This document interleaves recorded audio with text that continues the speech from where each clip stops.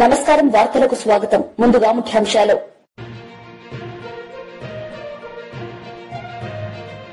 సినీ దర్శకుడు ఆర్జీవీపై కేసు నమోదు ఆర్జీవీ కోసం గాలిస్తున్న పోలీసులు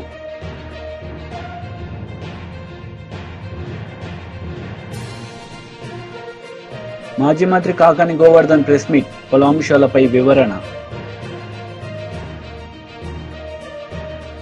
చంద్రబాబు లోకేష్ పవన్ కళ్యాణ్ కించపరుస్తూ పోస్టులు పెట్టిన కేసులో విచారణకు రాకుండా తప్పించుకుని తిరుగుతున్న సినీ దర్శకుడు రామ్ గోపాల్ వర్మ కోసం పోలీసులు అన్వేషిస్తున్నారు. గతంలోనే విచారణకు డుమ్మా కొట్టిన వర్మ ఇవాల్టి విచారణకు గైర్హాజరయ్యారు. మరింత గడువు కావాలని కోరారు. 2 సార్లు నోటీసులు ధిక్కరించిన వర్మ అరెస్టుకు రంగం సిద్ధం చేస్తున్నారు. హైదరాబాద్లోని ఆర్జీవీ డెన్కు వెళ్లారు. మొబైల్ ఫోన్ స్విచ్ ఆఫ్ చేసిన వర్మ అందుబాటులోకి రాలేదు. హైదరాబాద్లో ఉన్నట్లు పోలీసులు అనుమానిస్తున్నారు. మంగళగిరి ప్రజల కోసం ప్రజా దర్బార్లో మంత్రి లోకేష్ పాల్గొన్నారు. ఈ సందర్భంగా ప్రజలను ఉద్దేశించి ఆయన మాట్లాడారు.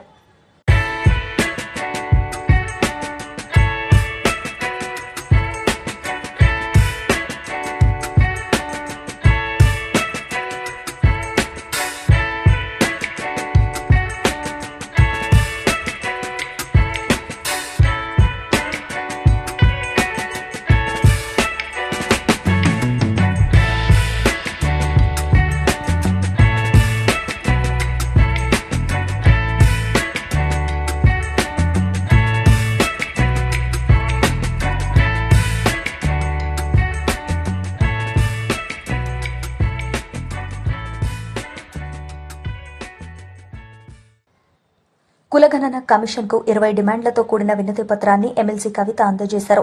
మాసబ్ ట్యాంక్లోని కార్యాలయంలో కమిషన్ చైర్మన్ వెంకటేశ్వరరావుకు 35 పేజీలతో కూడిన వినతి పత్రాన్ని కవిత అందజేశారు. కులగణన చేపట్టబోమని బీజేపీ సుప్రీంకోర్టుకు అఫిడవిట్ ఇచ్చిందన్న కవిత కులగణనకు వ్యతిరేకమని బీజేపీ చాలాసార్లు చెప్పిందన్నారు. కామారెడ్డి డిక్లరేషన్లో కాంగ్రెస్ ఎన్నో హామీలు ఇచ్చిందన్న ఆమె కామారెడ్డి డిక్లరేషన్ను అమలు చేయాలని బీఆర్ఎస్ డిమాండ్ చేస్తుందన్నారు. Thank you so much.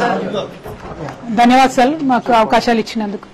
Telangana జాగృతి అనే సంస్థ దాదాపు 2 దశాబ్దాల నుంచి వివిధ రకాల కార్యక్రమాలు చేస్తూ తెలంగాణ ప్రజలకు సంబంధించిన అనేక అంశాలను హైలైట్ చేస్తూ వచ్చాం సార్. నేషనల్ వైడ్ ఉన్నటువంటి ఇష్యూస్ ని కూడా టేకప్ చేశాం.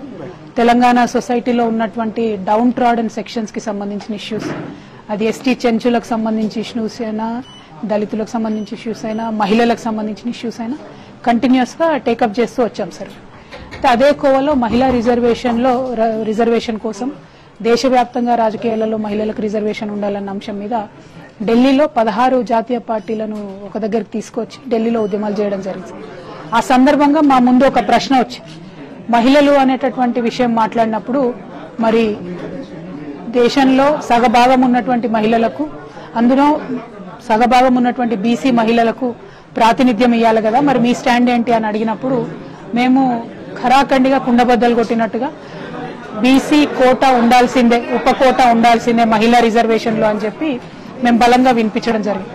అయితే మహిళా రిజర్వేషన్ లో బీసీ ఉప కోటా ఉండాలి అన్నప్పుడు అసలంటూ బీసీలకు రిజర్వేషన్ ఉంటేనే మహిళా కోటా సాధ్యమవుతుంది. కాబట్టి బీసీ ఉద్యమాన్ని బీసీలకు, ఓబీసీలకు దేశవ్యాప్తంగా కోటా ఉండాలనేటటువంటి అంశం మీద అధ్యయనం చేయడం స్టార్ట్ చేసినాం సార్. చేసి అంటే వివిధ కమిషన్లు, కాలేకర్ కమిషన్ దగ్గర నుంచి ఇప్పటి వరకు వచ్చినటువంటి తమర్ కమిషన్ తో సహా అన్నిటినీ కూడా కూలంకుషంగా చర్చించి దాంతోపాటు కమ్యూనిటీ ఫీడ్బ్యాక్ దేశవ్యాప్తంగా తీసుకోవాలనేటటువంటి ఒక ఎజెండా పెట్టుకున్నాం సార్. అందులో భాగంగా మధ్యప్రదేశ్ లాంటి ప్లేసెస్ లో జరిగినటువంటి మీటింగ్స్ కూడా అటెండ్ అయ్యి అక్కడ వాళ్ళ డేటా కూడా తీసుకోవడం జరిగింది. తర్వాత తెలంగాణ వ్యాప్తంగా కూడా ప్రతి జిల్లా తిరిగి యునైటెడ్ పూలే ప్రింట్ అనే ఆర్గనైజేషన్ తో బీసీ మేధావులందరితోనే ఒక సంఘం ఆవిర్భవించింది. భారత జాగృతి, తెలంగాణ జాగృతి ఆధ్వర్యంలో మేము కూడా అన్ని జిల్లాలు తిరగడం జరిగింది. తిరిగినటువంటి సందర్భంలో చాలా పాయింట్స్ హైలైట్ గా చాలా మంది బీసీ మేధావులు, ఇంటెలెక్చువల్ షేర్ చేసుకున్నారు. అందులో ప్రధానంగా మా దృష్టికి వచ్చినటువంటి అంశం ఏంటంటే రాజ్యాంగంలో బీసీ కులాలు అన్నటువంటి అంశం చెప్పకుండా బ్యాక్వర్డ్ క్లాసెస్ అనేటటువంటి అంశాన్ని చెప్పారు. అక్కడి నుండే మాకు ఇబ్బంది స్టార్ట్ అయింది. అక్కడ ఒక అంబిగ్యూటీ ఏదైతే కాన్స్టిట్యూషన్ లో క్లాసెస్ వర్సెస్ కాస్ట్ ఉందో దాని ద్వారా కోర్టులోకి వెళ్లేటటువంటి పరిస్థితి, ప్రతి అంశం, ప్రతి నిర్ణయం ఏ గవర్నమెంట్, రాష్ట్ర ప్రభుత్వం తీసుకున్నా, కేంద్ర ప్రభుత్వం తీసుకున్నా అది లిటిగేషన్ కి దారి తీసేటటువంటి పరిస్థితి కనబడుతుంది. రాజ్యాంగ సవరణ జరగాలనేటటువంటిది ప్రప్రథమంగా అన్ని చోట్ల వినిపిస్తున్నటువంటి డిమాండ్ సార్. సరే, రాజ్యాంగ సవరణ జరగాలి అని అంటే అత్యధిక మెజారిటీ ఉన్నటువంటి పార్టీలు ఉన్నప్పుడే అది సాధ్యపడుతుంది. అనేటటువంటి అంశం మీద కూడా భిన్నమైనటువంటి అభిప్రాయాలు వచ్చినాయి సార్. సో మా ఫస్ట్ రిక్వెస్ట్ ఏంటంటే సార్, బీసీ కమిషన్ గా తమరు కేంద్ర ప్రభుత్వానికి దయచేసి రాజ్యాంగ సవరణ కోసం తెలంగాణ వ్యాప్తంగా వస్తున్నటువంటి డిమాండ్ను మా వాణిని మీ వాణిగా కేంద్ర ప్రభుత్వానికి సిఫార్సు చేయవలసిందిగా ఒకటి కోరుతా ఉన్నాం సార్. రెండవది, విద్యా ఉద్యోగాలలో 27% రిజర్వేషన్ వస్తుందని మనం సగర్వంగా చెప్పుకుంటున్నప్పటికీ including UPSC any central government post లో 7-8% ఎక్కువ బీసీలు లేరు అనేటటువంటి డేటా రిపీటెడ్ గా రాజ్యసభలో లోక్సభలో కేంద్ర ప్రభుత్వమే ఇస్తూ వచ్చింది సార్. ఎస్పెషలీ యూపీఎస్సీలో అయితే 5% కూడా దాటడం లేదు sir. Where you can govern అని మనం అనుకుంటామో అటువంటి పొజిషన్స్ లో బీసీల సంఖ్య దాటడం లేదు సార్. సో దానికి పటిష్టమైనటువంటి చర్యలు కేంద్ర ప్రభుత్వం తీసుకెళ్లాలని చెప్పి చేపట్టాలని చెప్పి తమ ద్వారా ఇంకొక సిఫారసు కేంద్ర ప్రభుత్వానికి.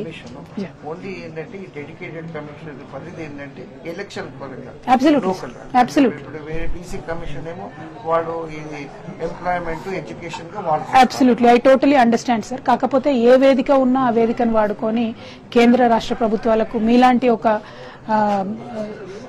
క్వాసి జ్యుడిషియల్ స్టేటస్ ఉన్నటువంటి కమిషన్ చెప్తే ఆ సీరియస్నెస్ వేరుంటుంది కదా సార్. సో సిఫారసు మాత్రమే, అడ్వైజ్ మాత్రమే చేయమని మేము రిక్వెస్ట్ చేస్తా ఉన్నాం సార్. అంటే బికాస్ ఇన్ ద ప్రాసెస్ మీకు సమాజం నుంచి వస్తున్నటువంటి డిమాండ్ చెప్పడంలో టీఓఆర్ మీరు అధిగమించినట్టు కాదేమో అని నా అభిప్రాయం సార్. అదొకటి. As a policy maker I know it is to be done at a parliament level, but మీ దగ్గర నుంచి అడ్వైజ్ వస్తే మాలాంటి వాళ్ళకి రిఫర్ చేయడానికి ఉంటుంది కదా సార్. మాటికి మేము అడ్వైజ్ చేసాము, తెలంగాణ ప్రజల డిమాండ్ ఇదని చెప్పడానికి అవుతుంది కదా. I finish. ఈ రెండు ప్రధానంగా కేంద్ర ప్రభుత్వంలో ఉన్నటువంటి అంశాలు. ఐఐటి, ఐఐఎం లాంటి ప్రెస్టీజియస్ ఇన్స్టిట్యూట్స్ లో ఎంతో పోరాటం చేస్తే తప్ప ఓబీసీ కోటా ఫుల్ఫిల్ అవ్వడం లేదు సార్. అదే ఇయర్ ఆన్ ఇయర్ జరుగుతున్నటువంటి వివక్ష. దానికి ఒక separate stream line green channel లాంటి సిస్టమ్ ఉండాలనేటటువంటిది కూడా ఒక డిమాండ్ వస్తుంది సార్. ఇవి పక్కన పెడితే కేంద్ర ప్రభుత్వ సంస్థతో వైఎస్సార్ కాంగ్రెస్ ప్రభుత్వం ఒప్పందం చేసుకుంది. అదానితో ఒప్పందం జరగలేదని మాజీ మంత్రి కాకాని గోవర్ధన్ రెడ్డి స్పష్టం చేశారు. ఈ విషయంలో కూటమి ప్రభుత్వం దుష్ప్రచారాలు ఆపాలని హితవు పలికారు.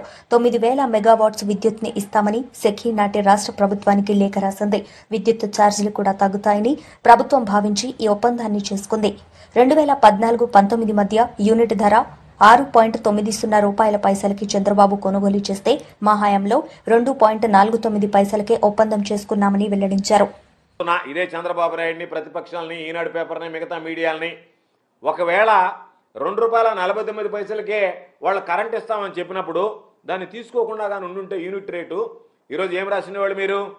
ఆ రోజు ₹2.49 ఇస్తాననింది అది కేంద్ర ప్రభుత్వ సంస్థ.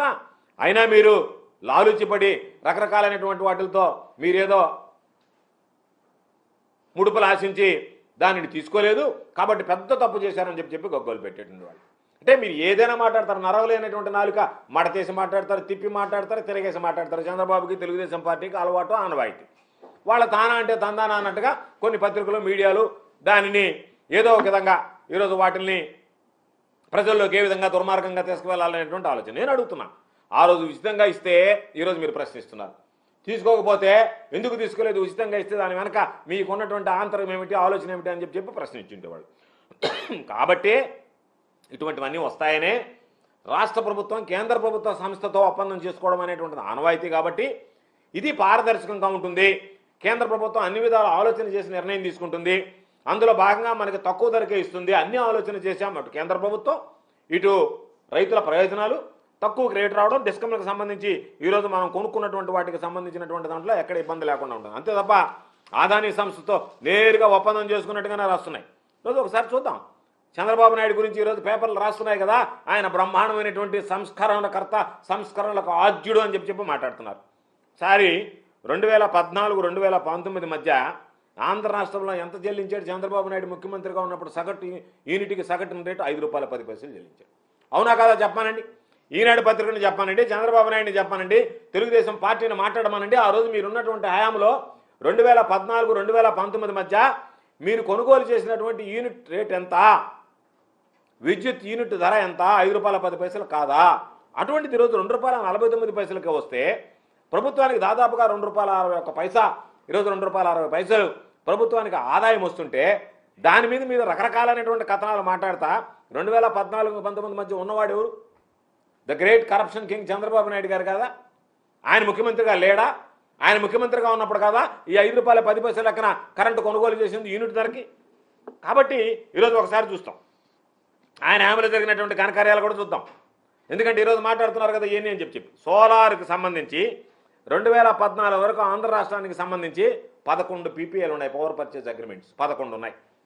చంద్రబాబు అయిన తర్వాత 2015-2019 మధ్య 2400 మెగావాట్లకు సంబంధించి 35 PPAలు. అంటే చంద్రబాబు నాయుడుకు ముందు పవర్ పర్చేజ్ అగ్రిమెంట్లు 11 ఉంటే చంద్రబాబు నాయుడు గారు వచ్చిన తర్వాత 35 PPAలకు ఉన్నాడు.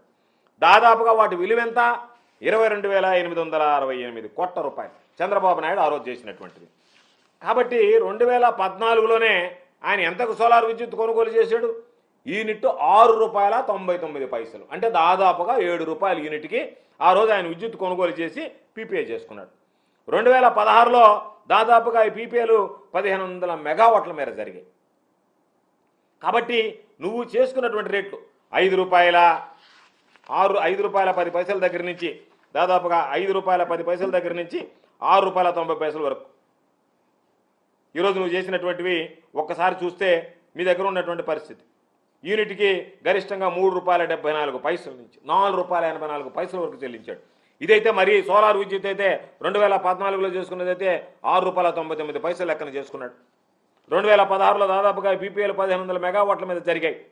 ఆ తర్వాత సెకీ వచ్చి ₹2.49 మేము తగ్గిస్తాము అంటే సిగ్గైనా లేకుండా ఆ రోజు మీరు ఇచ్చినటువంటి వాటికన్నా ఎంత తక్కువ ఉందనేటువంటిది మాట్లాడకుండా ఇదిగో ఇంత ఉన్నది వ్యత్యాసం ఇది ఉంది దాని మీద ఏదన్నా జరిగిందని మాట్లాడకుండా మేమున్నప్పుడు కొన్నా సరే, అవినీతికి పాల్పడ్డా సరే, ప్రజల నెత్తిన భారం వేసినా సరే, డిస్కమ్లు కుప్పకూలిపోయినా సరే, విద్యుత్ పంపిణీ వ్యవస్థ నాశనమైపోయినా సరే, మేము చేసినటువంటిది బ్రహ్మాండం, మీరు చేసినటువంటిది అవినీతి అని మాట్లాడడానికి అసలు వీళ్ళు ఏ విధంగా మాట్లాడుతున్నారు, ఏ విధంగా మాట్లాడడానికి ప్రయత్నిస్తున్నారు అనేటువంటిది ఆశ్చర్యం కలిగించేటువంటి విషయం. అందుకనే 2019-20 సంవత్సరానికి వచ్చినప్పుడు ప్రభుత్వం వచ్చినప్పుడు కూడా రెగ్యులేటరీ కమిషనే ఇచ్చింది. విద్యుత్ కొనుగోలుకు సంబంధించి దాదాపుగా రిలీజ్ చేసినటువంటి తారీఫులో దానికి సంబంధించి ₹4.63 సోలార్ ప్రాజెక్టుల నుంచి ఉన్నటువంటి యూనిట్ కొనుగోలు ధర దాదాపుగా ₹5.90గా నిర్ధారించింది. అక్కినేని వారింట పెళ్లి బాజాలు మోగేందుకు సమయం ఆసనమవుతుంది. నాగ చైతన్య శోభితలు 3 మూళ్ల బంధంతో ఒకటి కాబోతున్న విషయం తెలిసిందే. డిసెంబర్ 4వ తేదీన హైదరాబాద్లో వీరి వివాహం జరగబోతుంది. ఈ నేపథ్యంలోనే తాజాగా వీరి వివాహానికి సంబంధించిన ఓ ఆసక్తికరమైన వార్త నెట్టింటా వైరల్ అవుతోంది.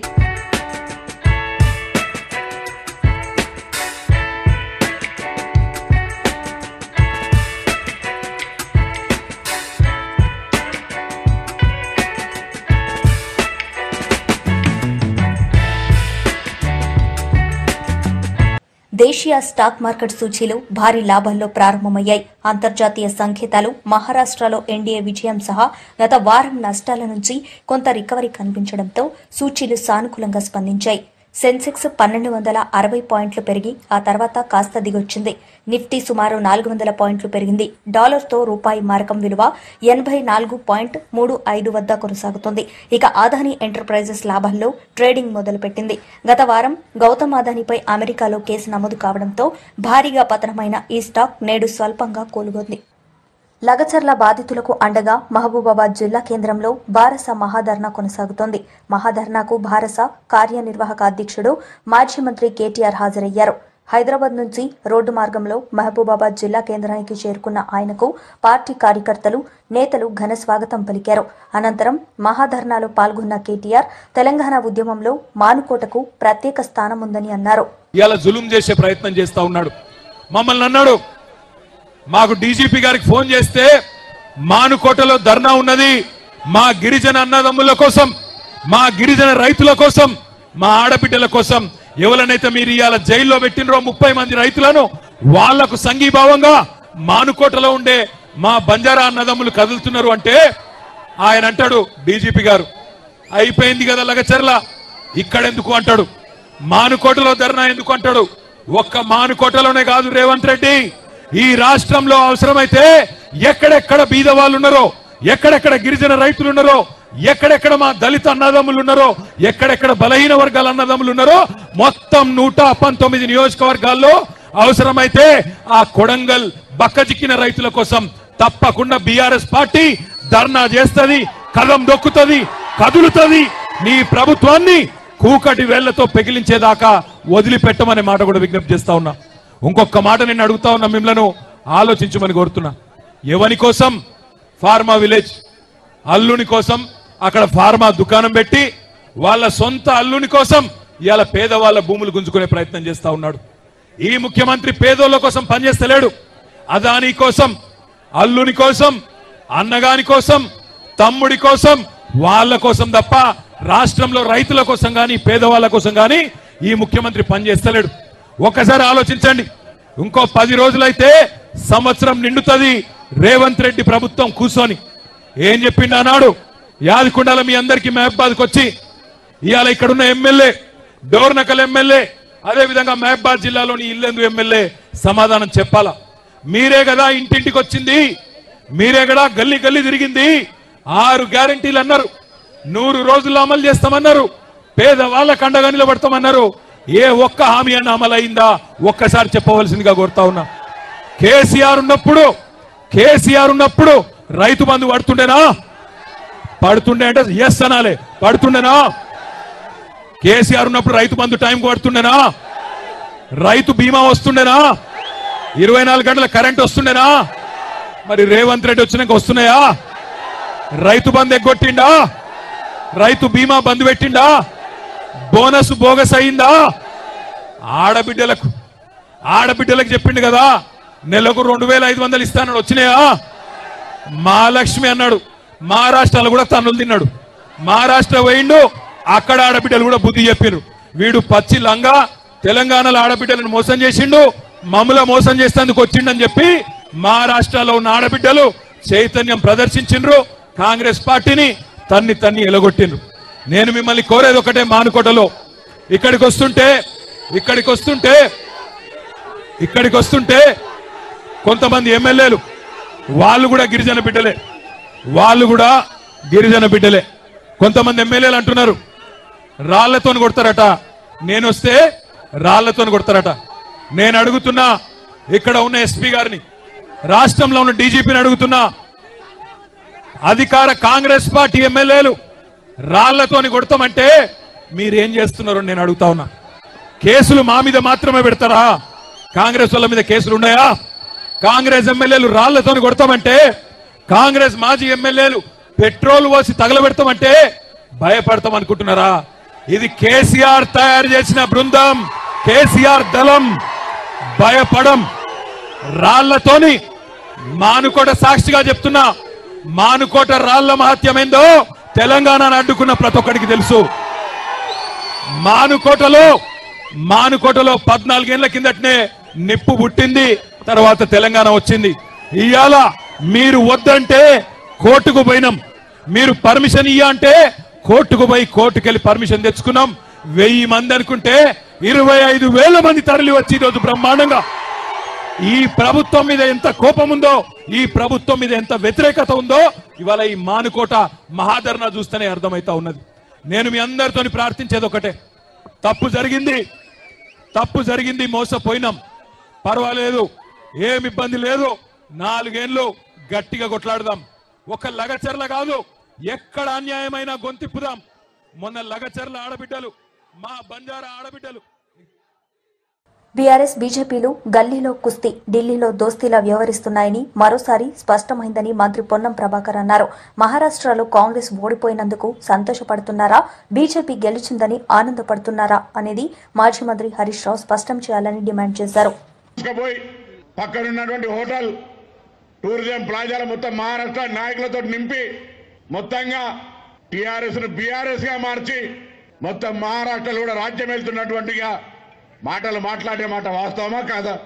అటువంటి వాళ్ళు ఎన్నికలు 1 సీటుకు పోటీ చేయకపోయి, 1 సీటు గెలవకపోయి, కానీ కాంగ్రెస్ ఓడిపోతే ఏమో సంతోషపడుతున్నారు. నాకు అర్థమవుతలేదు. బీజేపీ గెలిచేందుకు సంతోషమా, కాంగ్రెస్ ఓడిపోయినందుకు సంతోషమా? స్పష్టం చేయాలని కోరుతావునా. సోదరు హరీష్ రావు గారు రాత్రి కలిసి ఒక ప్రోగ్రామ్ లా నేను హుజరాబాద్ ఏం చెప్పి పోయినా నేను కూడా ఇలా వచ్చి చెప్పాల్సి వస్తుంది. నిన్ననే చెప్పిన. నేను అడుగుతానా ఈ వేదిక ద్వారా, మహారాష్ట్ర ఎన్నికల్లో భారతీయ జనతా పార్టీ గెలిచినందుకు సంతోషపడుతుండ్రా, కాంగ్రెస్ పార్టీ ఓడిపోయినందుకు సంతోషపడుతురా? స్పష్టం చేయమని సందర్భంగా డిమాండ్ చేస్తా ఉన్నా.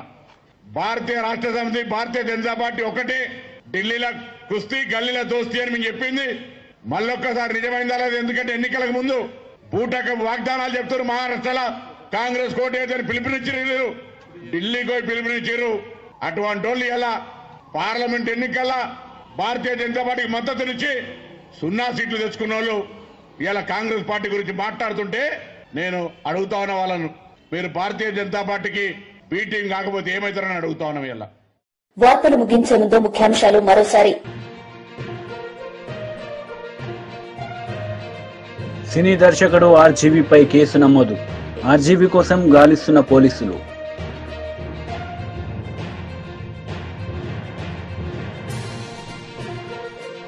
మాజీ మంత్రి కాకాని గోవర్ధన్ ప్రెస్ మీట్, పలు అంశాలపై వివరణ. ఈ వార్తలు ఇంతటితో సమాప్తం. తిరిగి ప్రసారమయ్యే వార్తల్లో మళ్లీ కలుద్దాం. అంతవరకు సెలవు. నమస్తే.